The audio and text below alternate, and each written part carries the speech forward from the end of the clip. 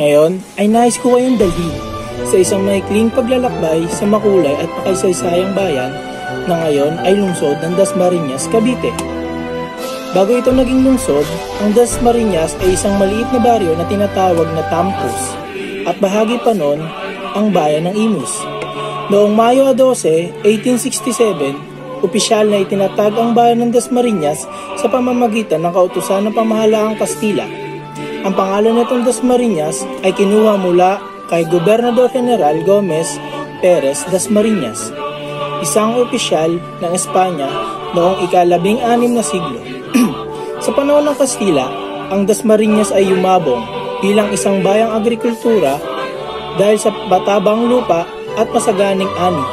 Ngunit, higit itong nakilala sa kasaysayan dahil sa ginampanan nitong papel sa revolusyon laban sa Espanya. Noong taong 1897, dito naganap ang isa sa pinakamadugong labanan sa Cavite, ang labanan sa Perez Dasmariñas. Bahagi ito ng malawak na kilusan ng katipunan upang makamit ang kalayaan ng ating bansa. Maraming bayaning Caviteño ang nagbuwis ng buhay para sa ating kalayaan. Bilang pagunita, itinayo ang Battle of Perez Dasmariñas Memorial Shrine bilang alaala sa kanilang kabayanihan.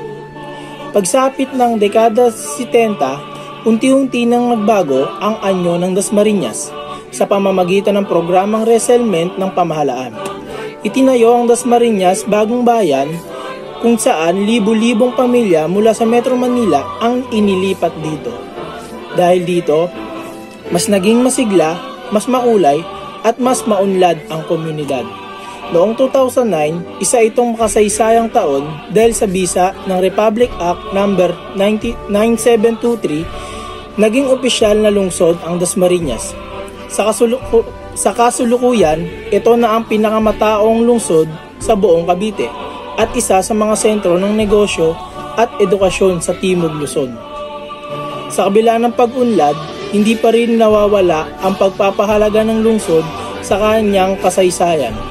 Mula sa mga lumang simbahan gaya ng Immaculate Conception Parish Church hanggang sa mga pista tulad ng mga paro-paro festival na patuloy na pinapangalagaan ng Dasmariñas ang kanyang mayamang kultura at pinagmulan.